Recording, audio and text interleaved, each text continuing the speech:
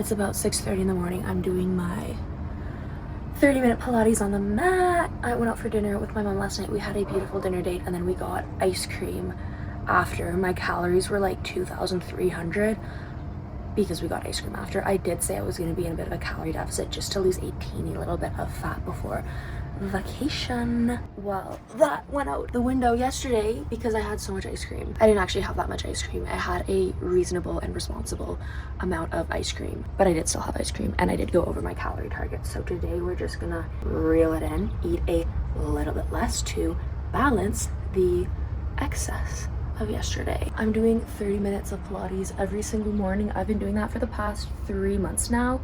I haven't lifted weights since late February. Just Pilates, just steps and daily movements, and then I keep my dumbbells with me at all times, and I'll do like little pump sessions throughout the day. It's really good for metabolic health, blood sugar control, and your heart rate to do micro workouts throughout the day as opposed to one big massive workout and then being a lazy bum and not moving your body all day long. So I do my Pilates in the morning and then a few little pumps. This is Bikini Body Ready week 1, getting ready for vacation in France.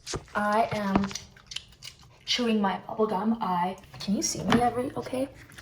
I am chewing my bubble gum. I love chewing bubble gum because number one, I brought out of here. Bubble gum has xylitol in it, and xylitol is a prebiotic for your good oral bacteria. So chewing xylitol bubble gum helps with oral health.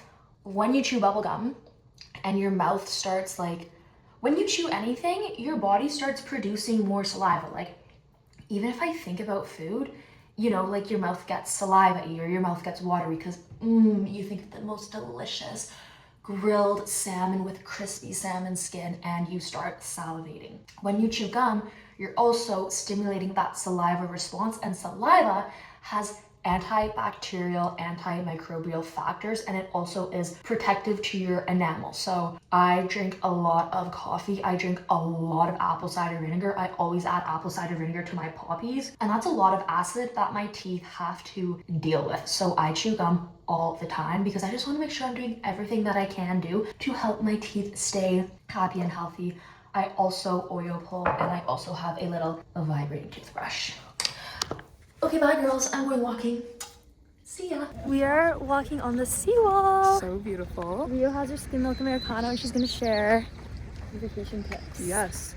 My vacation tips, I think when I'm prepping, I usually do a hair gloss. This is like a hair gloss? Yes, like this is like a body transformation. You do it right before the shower, you put your gloss in, you leave it in. It's like a hair mask. Okay. Yeah, it makes your hair really shiny. Usually I will wax and then shave. I fully waxed my armpits yesterday. Yeah. And then everybody was making fun of me because I was talking about how I put canola oil in my armpits after. Oh, well, honestly, the wax residue. Oh, well, I use the one where you like put it on and then you rip it off with like strips. Well, with hair care, I bought some scissors on Amazon and I gave myself my own trim. And you don't know how much that's actually helped. Because like, you just get rid of all your split ends and then your hair is all fresh and then it's all glossy. Usually get nails done if I have time. Can I see your nails? Oh yeah, they're really pretty right now. This is not for vacation, but... Wait, look at my nails. Yes! Here's a fantastic Apple tip for you if you struggle with gut health issues or digestive issues or bloating. Green apples are particularly high in malic acid, and for whatever reason, malic acid can help with like digestion and debloating. So if you are dealing with gut issues and bloating, choose green apples if you need a little extra gut health support. As I do my morning skincare, I want to talk about why calorie tracking, not manipulating, not controlling, but tracking and observing is so important to anybody with physique goals, body goals, or anybody that eats healthy and actually wants to look like they eat healthy. Whether you like it or not, whether you believe in it or not, a calorie is a calorie. A calorie represents a unit of energy, and your body needs a certain amount of energy every single day. If you put too much energy into your body, too many calories in, you will start to gain weight. That's extra energy. It gets stored as energy. Fat represents stored energy. If you don't put enough energy into your body, well, that's exactly why your body stores body fat. That body fat represents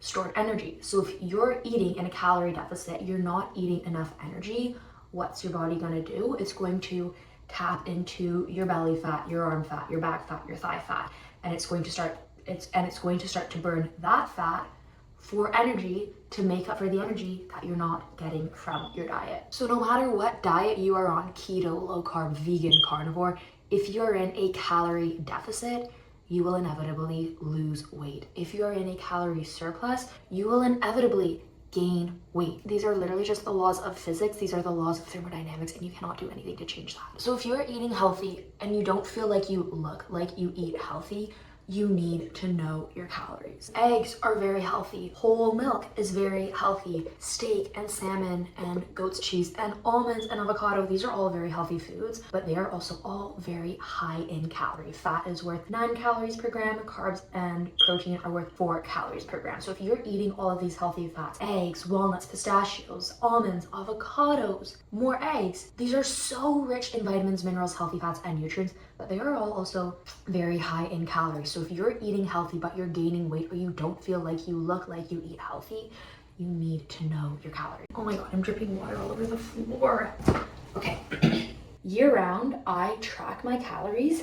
I observe my calories every single day, and not to manipulate them, not to control them, but just to observe how much energy and how much nutrition my body is getting in. If I see that my calories are a little too low, then I will increase them so my body is getting an adequate amount of nutrition. If I see my calories are too high for too long, like for example, this weekend I was at my cousin's wedding. It was like a 3-day long affair. Lots of treats, lots of incredibly delicious food, focaccia, cookies, burgers, lots of drinks. My calories were way higher than they should have been and way higher than what I would have liked them to be. So of course, I am eating lower calorie this week to offset my higher calorie weekend. This is just called balance. I have spoken about this in length previously, and we will speak about it in length again. This is why I choose 0% fat yogurt, cottage cheese, and milk when I am making my coffee, my whipped cottage cheese, or my messy cinnamony Greek yogurt for lunch.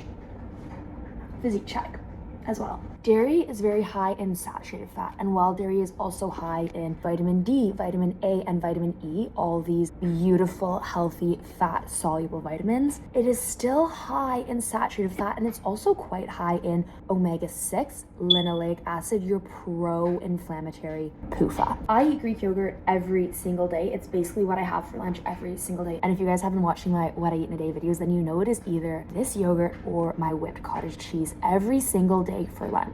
And so because I'm having so much dairy every single day, I am choosing 0% fat dairy product every single time. It's not that I think dairy fat it's bad, it's that in the amount of dairy that I consume, it's so unnecessary for me to be getting in that much fat. In my daily yogurt bowl, I have half of this, which is about 350 grams of yogurt. Because I choose 0% fat, it's only like 270 calories, 0 grams of fat. If this was a 3% fat, a 5% fat, or a 9% fat yogurt, and I was having 370 grams of it, let me do the math. If I was having 370 grams of 4% fat yogurt, that would be 370 calories, 14 grams of fat, and 8 grams of saturated fat. In 370 grams of 0% fat Greek yogurt, there are only 226 calories. Ooh, my boyfriend's texting me, hang on. There are only 226 calories, so like 150 calories less, 0 grams of fat, 0 grams of saturated fat. So for me, who eats a whopping portion of Greek yogurt and cottage cheese every single day, I don't want to be putting that much saturated fat in my body. I don't think it's healthy for you, and I don't think it's necessary. And I'm already quite petite, so for somebody more petite like myself, a 150 calorie difference is like, that's a significant difference. Now, obviously, your body still needs some fats to be healthy, to be nourished for longevity, hormone health, and brain health, but that does not mean it needs more saturated fat. There are only 2 essential fatty acids. These are omega-3, alpha-linoleic acid, and omega-6. These are your essential fatty acids. Your body cannot make them itself, it needs them. Because I say 0% fat dairy, 0% fat yogurt does not mean that I am going fully fat-free. What I do instead of getting my fat from my yogurt is I always pair it with almonds, pistachios, Brazil nuts, sometimes tahini or almond butter, but like most often almonds. So by pairing my Greek yogurt with almonds, I'm getting about 500 calories, 226 from my yogurt, whatever the difference is coming from my almonds. And these almonds are serving as the source of beautiful skin healthy, heart healthy, good for your hormones, healthy fats. Pretty easy to choose.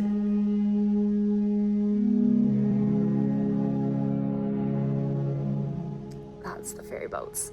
So it's not that fats are bad for you, it's that it's very easy to choose 0% fat yogurt over 4% or 9% fat yogurt. So why wouldn't you just make the change? And then have almonds instead, or pistachios, as a fantastic source of PUFAs and MUFAs that are good for your skin. The goal of healthy eating is not to eat super clean, super low calorie, or perfectly follow the cabbage soup diet for a month and then for the rest of the year cruise along on the standard American diet or whatever. The goal of healthy eating is to eat healthy every day, nourish your body every day, but in a way that doesn't feel restrictive or challenging. You should be eating healthy in a way that actually feels good, a way that works for you, so you can sustain it for the rest of your life without even feeling like you're sustaining anything. You shouldn't feel like it's forceful. You shouldn't feel like it's hard or challenging. You should know what whole foods feel good for you, what you enjoy eating and what you enjoy cooking, and then just eat that. It's not that hard. Just eat whole foods. I don't care if it's chickpeas or brown rice or quinoa or sweet potatoes or even white potatoes. If it's a whole food and you genuinely enjoy it and it nourishes your body, just do that. But we don't need to be following all these absurd diets just to quit and say, fuck this, a month later. That's not healthy, that's not sustainable, and you will spend the rest of your life bouncing from diet to diet to diet. So what you need to do right now is say, what food rules am I holding on to? What food rules do I feel limited by or restricted by? Or what beliefs around food do I have that are restricting my intake? If you're scared of spinach because of oxalates, you gotta let go of that belief and understand that spinach is a nourishing, nutrient-rich food. You can and you probably should have spinach. If you think that, like, for whatever reason dairy milk is bad for you, I had this one girl in my nutrition class, she was so smart, but she said the dumbest thing about milk. She said that milk is bad for you because it acidifies your blood. Like, what? How did you make it into a fourth year nutrition class believing that milk could acidify your blood? Like, did you sleep through biochemistry? I don't get that. I don't understand, but whatever. If you believe for whatever reason milk is bad for you and you feel restricted, like you miss yogurt, you miss cottage cheese, you want a whole milk cappuccino instead of a almond or oat milk cappuccino, have the whole milk cappuccino. It tastes so much better. Good for you, it's fine. It's not gonna be the end of the world. Let go of the belief that you need almond or oat milk to be skinny, to be fit, to whatever. Let it go and enjoy the whole milk. If you think sweet potatoes have too many carbohydrates, oatmeal has too many carbohydrates, and you're missing your sweet potato or you're missing your oatmeal, or you're sick and tired of having eggs for breakfast every single day and you just want a pack of oatmeal or even maple brown sugar oatmeal, let go of the belief that you have to every single day eat in a way that doesn't spike your blood sugar, and just have the frickin' oatmeal. It's oatmeal. How can it be bad for you? What did we learn today? Healthy eating is a lifestyle. It is not something that you cling on to for 1 week or 1 month. It is something that carries you through life, carries you into old age, and promotes good health. It should feel good. It should give you energy. It should not feel draining, restrictive, and exhausted. Get off of your diet and just get to real food. Get rid of your food rules and follow Nutrition by Elsa for more totally honest nutrition tips and science and advice. Bye. This is the ultimate secret to staying sustainably fit for life. You need to separate disciplined activity and like forced activity from joyful activity. I play tennis for joy. Playing tennis burns a lot of calories. It's exercise. It's incredible cardio, but I do not do it for exercise. I do it for joy. I do not force myself to play tennis. I do it because I want to do it with my boyfriend or I want to do it with my girlfriends and it's going to be a fun time. That is completely different from burning 220 calories on the treadmill, on the bicycle, at the gym. That is something that I force myself to do. I discipline myself to do it. And that's also a standard that I set for myself. So both burning calories on the treadmill and playing tennis, those are both forms of exercise and activity, both great for your health. Two completely different approaches. If you want to stay fit for life, be healthy for life, you need to clearly distinguish between what you're gonna force yourself to do, what your standards are, and what you're gonna discipline yourself to do versus what activities actually bring you you joy. I also play on a women's hockey team. I play in the center position. I'm double shifting the whole game. It's insane cardio and strength, but I do it because it gives me joy. It makes me happy. It's exciting. It feels good. I'm not forcing myself to do it. It doesn't feel forced. It doesn't require discipline. Nonetheless, it's still incredible exercise. Any exercise that I do for joy, I don't count that in my mind as being exercise for exercise purposes or exercise that counts towards my daily movement, because I want to keep separate disciplined activity and joyful activity for myself. The minute I start looking at hockey or tennis as a form of exercise for fitness, then I'll start to think of it as like, okay, play tennis more, play tennis harder, play hockey more, play tennis harder. We're doing it to burn calories. We're doing it for cardio. We're doing it for fitness goals,